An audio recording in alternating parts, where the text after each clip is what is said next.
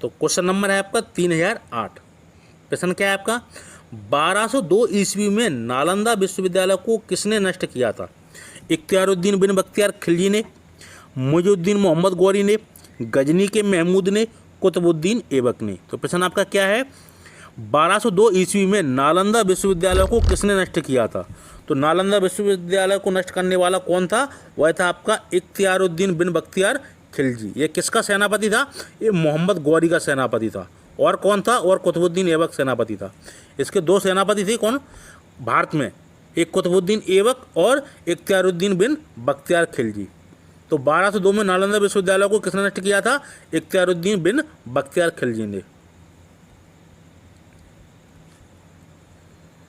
अगला प्रश्न 309, कुल के 18 शासकों में कम से कम 1/3 महिलाएं थीं। यह कथन किस पर लागू होता है? चालुक्यों पर, भौमकर, राष्ट्रकूटों पर या काकतीय वंश पर? तो प्रश्न क्या है, कुल के 18 शासकों में कम से कम 1/3 महिलाएं थीं। यह कथन किस पर लागू होता है?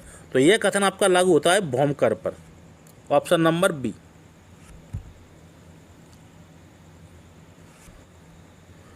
अगला प्रश्न, उड़ीसा के गजपति वंश का संस्थापक कौन था? कपिलेंद्र, पुरुषोत्तम, प्रतापरुद्र, विद्याधर। तो उड़ीसा के गजपति वंश का संस्थापक था, तो उड़ीसा के गजपति वंश का संस्थापक कौन था? वह था आपका कपिलेंद्र। तो कपिलेंद्र कौन था? गजपति वंश का संस्थापक। ये कहाँ पे था? उड़ीसा में। अगला प्रश्न 3011, इल्तुतमिश बलबन और अलाउद्दीन खिलजी ने राजपूत राजकुमारी से विवाह किया, दक्षिण पर आक्रमण किया, खलीफाओं को चुनौती दी या मंगोलों का सामना किया? तो इल्तुतमिश बलबन और अलाउद्दीन खिलजी ने क्या किया था? इन्होंने किया था मंगोलों का सामना किया था। यानी कि जब इल्तुतमिश बलबन और अलाउद्दीन खिलजी का शासन चल रहा था तब मंगोल आक्रमण हो रहा था। तो इन तीनों के लिए क्या मुसीबत थी? मंगोलों के आक्रमणों का सामना करना। तो इल्तुतमिश बलबन और अलाउद्दीन खिलजी ने क्या किया था? मंगोलों का सामना किया था। Option number D. अगला प्रश्न 3012, सुप्रसिद्ध वास्तविक सूत्रधार मंडन को किस शासक का संरक्षण प्राप्त था? भोज परमार का, विद्याधर चंदेल का, राणा कुंभा का, सवाई जयसिंह का? तो प्रश्न आपका क्या है, सुप्रसिद्ध वास्तविक सूत्रधार कौन मंडन को किस शासक का संरक्षण प्राप्त था? तो वह थे आपके राणा कुंभा का।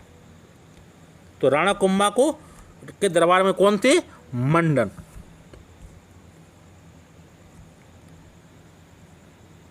अगला प्रश्न 3013, उर्दू ए मोहल्ला ने क्या अभिप्राय है? उर्दू ए मोहल्ला से क्या अभिप्राय है? शाही शिविर, उर्दू भाषा का शब्दकोश, शाही आज्ञा पत्र, राजभाषा? तो प्रश्न क्या है, उर्दू ए मोहल्ला से क्या अभिप्राय है? तो वह है आपका ए, शाही शिविर को क्या कहा गया है? उर्दू ए मोहल्ला। तो शाही शिविर को सल्तनत काल में क्या कहा जाता था? उर्दू ए मोहल्ला।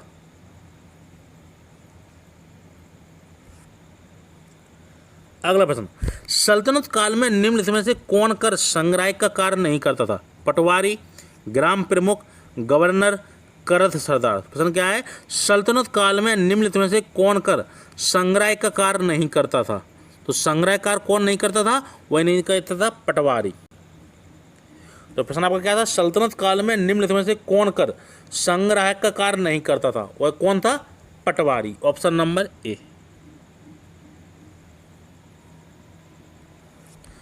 अगला प्रश्न 3015, सल्तनत की केंद्रीय सरकार में निम्नलिखित में से कौन अधिकारी सबसे बड़ा ओहदा रखता था?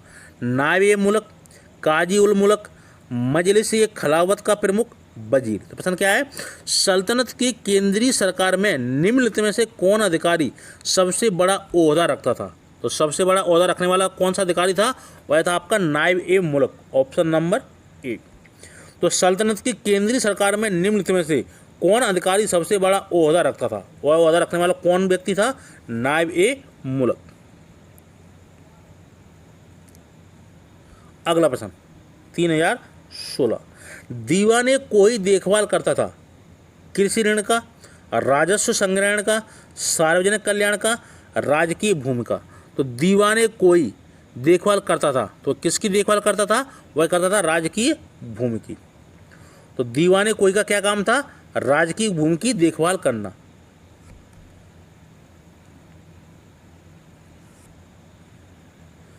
अगला प्रश्न, निम्न में से कौन भूमि उत्पादन पर लगने वाले कर को इंगित नहीं करता? खम्स, खराज, उस्र, मुक्तई। तो प्रश्न क्या है, निम्न में से कौन भूमि उत्पादन पर लगने वाले कर को इंगित नहीं करता, यानी कि वह कौन सा कर है जो इसमें भूमि कर पर नहीं लगता था? तो वह था आपका खम्स कर। खम्स कर का क्या काम था? युद्ध से लूटा हुआ धन पर लगने वाला कर था, उसको क्या कहा जाता था? खम्स। बाकी तीनों कर थे कौन से? खराज, उस्र और मुक्तई। तो निम्न में से कौन भूमि उत्पादन पर लगने वाले कर थे? वो कौन कौन से थे? खराज, उस्र और मुक्तई। तो प्रश्न इसमें क्या था? इसमें से भूमि कर पर इंगित कर नहीं था, वह था आपका खम्स। खम्स किस पे लगता था? युद्ध में लूटे हुए धन पर। कितना लगता था? 1/5 का।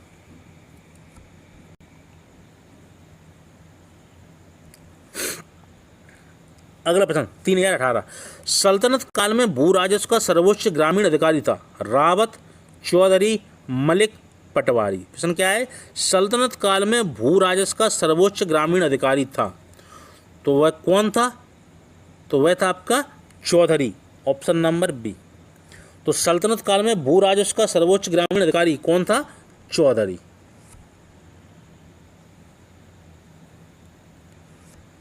अगला प्रश्न 3019, मध्यकाल में बटाई शब्द का अर्थ था? लगान निर्धारण करने का तरीका, धार्मिक कर, धनकर, संपत्ति कर। तो प्रश्न क्या है? मध्यकाल में बटाई शब्द का अर्थ था, तो बटाई शब्द का क्या अर्थ था मध्यकाल में? वह था आपका नंबर ए, लगान निर्धारण का तरीका। इसको क्या कहा जाता था? बटाई। तो मध्यकाल में बटाई शब्द का क्या अर्थ था? लगान निर्धारण करने का तरीका।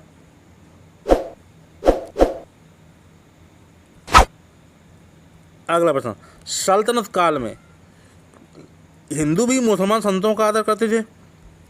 बाह्य व्यापार की उन्नति हुई, उर्दू का विकास हुआ, उपरोक्त सभी कथन सही है। तो प्रश्न आपका क्या है? सल्तनत काल में कौन कौन से कथन इसमें से सही है? तो हिंदू भी मुसलमान संतों का आदर करते थे, तो मुसलमान संत जैसे सूफी संत है ना, तो इनका लोग काफ़ी आदर करते थे। बाह्य व्यापार की उन्नति हुई थी, उर्दू का विकास हुआ, और उपरोक्त सभी कथन सही है। तो आपके तीनों कथन इसमें सही है।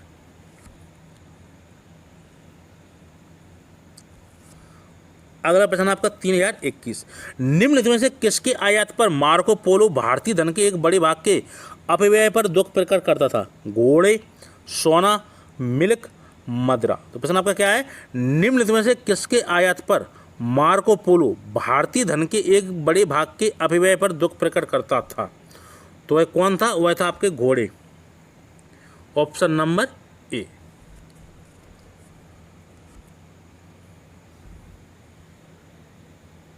अगला प्रश्न 3022, दिल्ली सुल्तानों ने राज परिवार के प्रमुख अधिकारी को किस नाम से जाना जाता था? वकील ए दर, अमीर ए हाजिब, बरीद ए मुमालिक, मुस्तौफी ए मुमालिक। प्रश्न क्या है? दिल्ली सुल्तानों ने राज परिवार के प्रमुख अधिकारी को किस नाम से जाना जाता था? तो वह किस नाम से जाना जाता था? वह जाना जाता था वकील ए दर। तो प्रश्न आपका क्या था? दिल्ली सुल्तानों ने राज परिवार के प्रमुख अधिकारी को किस नाम से जाना जाता था? वकील ए दर के नाम से, ऑप्शन नंबर ए।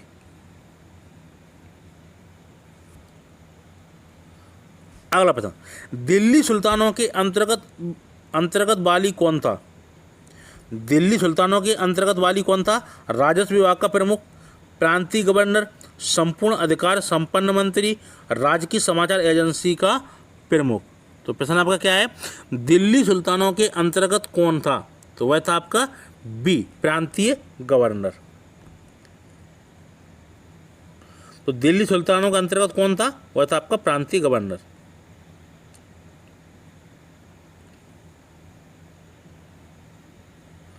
अगला प्रश्न, दिल्ली सल्तनत में कुल कितने राजवंश हुए थे? 3, 2, 4, 5। तो दिल्ली सल्तनत में कितने वंश हुए थे? वह हुए थे आपके 5 वंश। कौन कौन से? गुलाम वंश, खिलजी वंश, तुगलक वंश, सैयद वंश और लोदी वंश। ये कितने वंश थे आपके दिल्ली सल्तनत में? 5 वंश थे। अगला प्रश्न 3025, 14वीं शताब्दी का प्रसिद्ध यात्री एबन बतूता निवासी था? जेनेवा का, वेनिस का, स्पेन का, उत्तरी अफ्रीका का। तो प्रश्न आपका क्या है? 14वीं शताब्दी का प्रसिद्ध यात्री इब्न बतूता निवासी था, कहाँ का था? यह था आपका उत्तरी अफ्रीका। कौन सा देश था? मोरक्को देश था। मोरक्को देश या मोर देश। किसके समय भारत आया था? मोहम्मद बिन तुगलक के समय। तो 14वीं शताब्दी का प्रसिद्ध यात्री इब्न बतूता निवासी था, कहाँ का? उत्तरी अफ्रीका का। अगला प्रश्न, निम्नलिखित में से कौन सा कथन सही नहीं है? नंबर ए, गयासुद्दीन तुगलक के अधीन मख्तिसों या मुक्तियों को यह चेतावनी दी गई थी कि वे अपने किसी भी अधिकारी के साथ उसके वेतन से अधिक और ऊपर ली गई छोटी राशि के लिए दुर्व्यवहार न करें। नंबर 2, सरफकाई अलाउद्दीन खिलजी का एक मंत्री था। नंबर सी, अरबी कृति मसालिक ई अफसार में मोहम्मद बिन तुगलक के अधीन एकता प्रणाली की कार्य पद्धति का वर्णन है। नंबर डी, मार्को पोलो ने दक्षिण भारत में तूतीकोरन की मुक्ता मात्स्की यानी फरल फिशरी के बारे में उल्लेख नहीं किया है। तो प्रश्न क्या था इनमें? निम्नलिखित में से कौन से कथन सही नहीं है? तो इसमें कौन से कथन सही नहीं है? Number A. नंबर ए क्या था इसमें? गयासुद्दीन तुगलक के अधीन मख्तिसों क्या कहा गया है? मुक्तियों को यह चेतावनी दी गई थी कि वे अपने किसी भी अधिकारी के साथ उसके वेतन से अधिक और ऊपर ली गई छोटी राशि के लिए दुर्व्यवहार ना करें। तो ये आपका कथन सही है। नंबर 2, सरफकाई अलाउद्दीन खिलजी का एक मंत्री था, ये भी आपका सही है। नंबर सी, अरबी कृत मसालिक ई अफसार में मोहम्मद बिन तुगलक के अधीन एकता प्रणाली की कार्य पद्धति का वर्णन है। नंबर डी क्या था? मार्को पोलो ने दक्षिण भारत में तूतीकोरन की मुक्ता मात्स्की जिसको क्या कहा गया है? फरल फिशरी के बारे में उल्लेख नहीं किया। तो ये कथन आपका है डी गलत। तो आपका प्रश्न क्या था? निम्न में कौन सा कथन सही नहीं है? तो आपके तीनों सही है, ए सही है, बी सही है और सी सही है, लेकिन आपका डी सही नहीं है। अगला प्रश्न, रानी पद्मिनी का नाम अलाउद्दीन के चित्तौड़ विजय से जोड़ा जाता है, उसके पति का क्या नाम था? रणजीत सिंह, महाराणा प्रताप सिंह, राजा मान सिंह, राणा रतन सिंह। तो प्रश्न आपका क्या है? रानी पद्मिनी का नाम अलाउद्दीन को चित्तौड़ विजय से जोड़ा जाता है, तो रानी पद्मिनी के पति का नाम क्या था? तो उनके पति का नाम था राणा रतन सिंह। तो पद्मिनी किसकी वो थी पत्नी? राणा रतन सिंह की। जो क्या करता है अलाउद्दीन खिलजी? उन पर आक्रमण करता है और राणा रतन सिंह को मार देता है और पद्मिनी को अपने साथ ले जाता है। तो रानी पद्मिनी का नाम अलाउद्दीन को चित्तौड़ विजय से जोड़ा जाता है, तो उसका पति नाम क्या है? राणा रतन सिंह। तो पद्मिनी बाद में क्या कर लेती? जौहर कर लेती है।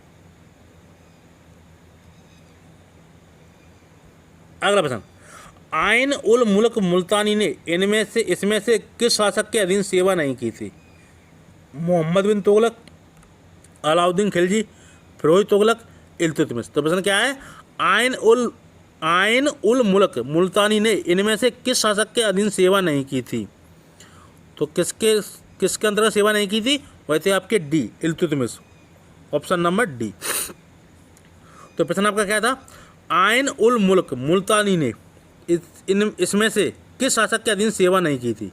तो मोहम्मद बिन तुगलक की सेवा की थी, अलाउद्दीन खिलजी के समय और फिरोज तुगलक के समय, लेकिन इल्तुतमिश के समय उसने सेवा नहीं की थी। तो आइन उल मुल्क मुल्तानी ने इनमें से किस शासक के अधीन सेवा नहीं की थी? तो इल्तुतमिश के समय। अगला प्रश्न, दिल्ली सुल्तानों के शासनकाल में बंदगान एक खास किसे निर्दिष्ट करता था? शाही गुलाम, भटियारा, डाक वाहक या राज्य अस्तबल के पहरेदार। तो प्रश्न आपका क्या है? दिल्ली सुल्तानों के शासनकाल में बंदगान एक खास किसे निर्दिष्ट करता था? तो वह कौन था? वह था आपका ए शाही गुलाम। तो प्रश्न आपका क्या है? दिल्ली सुल्तानों के शासनकाल में बंदगान एक खास किसे निर्दिष्ट करता था? शाही गुलाम को।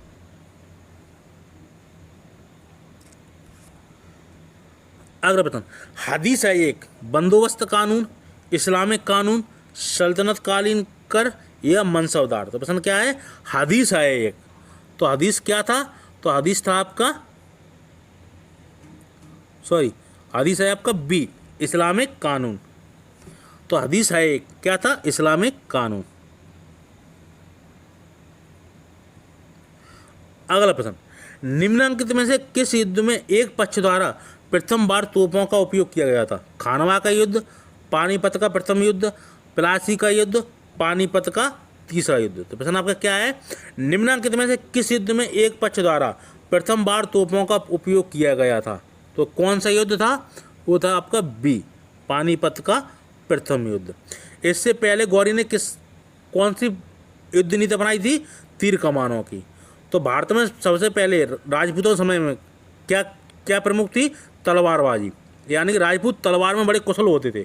जब मोहम्मद गौरी भारत पर आक्रमण किया था, इसने क्या किया था? ये तीरबाज थे। कौन? मुस्लिम आक्रमणकारी। तो ये दूर से ही तीर चला देते थे और राजपूत शासकों को आसानी से हरा देते थे। लेकिन जब पानीपत का युद्ध हुआ था तब बाबर ने नई प्रथा और प्रचलन लाई। कौन सी? युद्ध नीति वाली। कौन सी? तोप खाने वाली, यानी कि बाबर तोप लेके साथ आया, इसलिए पानीपत में आसानी से विजय हो गया। तो निम्नलिखित में से किस युद्ध में एक पक्ष द्वारा प्रथम बार तोपों का उपयोग किया गया था? वह था आपका पानीपत का प्रथम युद्ध। अगला प्रश्न, निम्न प्रश्न में दो वक्तव्य हैं, एक को कथन और दूसरे को कारण कहा गया है। इन वक्तव्यों को सावधानी पूर्वक परीक्षण कर इन प्रश्नों का उत्तर नीचे दिए गए कूट की सहायता से चुनिए। नंबर ए, खानवा का युद्ध निश्चय ही पानीपत के प्रथम युद्ध की अपेक्षा अधिक निर्णायक और महत्वपूर्ण था।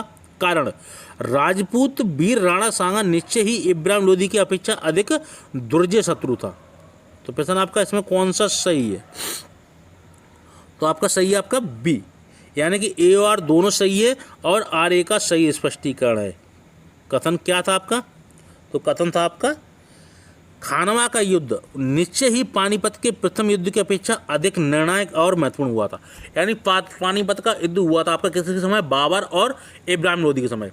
तो क्या होता है कि पानीपत की अपेक्षा खानवा का युद्ध क्या है? ज़्यादा देर तक टिकता है, यानी कि ज़्यादा इसमें बाबर को शक्ति का प्रयोग करना पड़ा, क्योंकि राणा सांगा था एक वो था अच्छा सेनापति या राजा का कहलाया।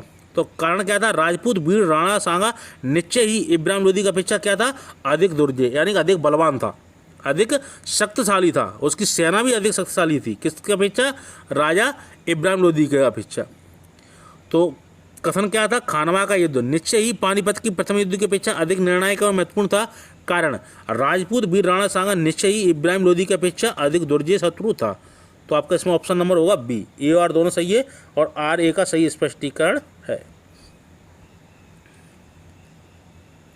अगला प्रश्न, निम्न में से कौन सा एवं सही सुमेलित नहीं है? खानवा के युद्ध 1527 ईस्वी में, पानीपत का प्रथम युद्ध 1526 ईस्वी में, घाघरा के युद्ध 1529 ईस्वी में, चंदेरी का युद्ध 1530 ईस्वी में। तो प्रश्न आपका क्या है? निम्न में से कौन सा एवं सही सुमेलित नहीं है? तो आपका सही सुमेलित कौन सा नहीं है? वह नहीं है आपका डी, चंदेरी का युद्ध। तो खानवा का युद्ध कब लड़ा गया था? 1527 ईस्वी में, पानीपत का प्रथम युद्ध 1526 में और घाघरा का युद्ध कब? 1529 में। लेकिन आपका चंदेरी का युद्ध इसमें सुमेलित नहीं है।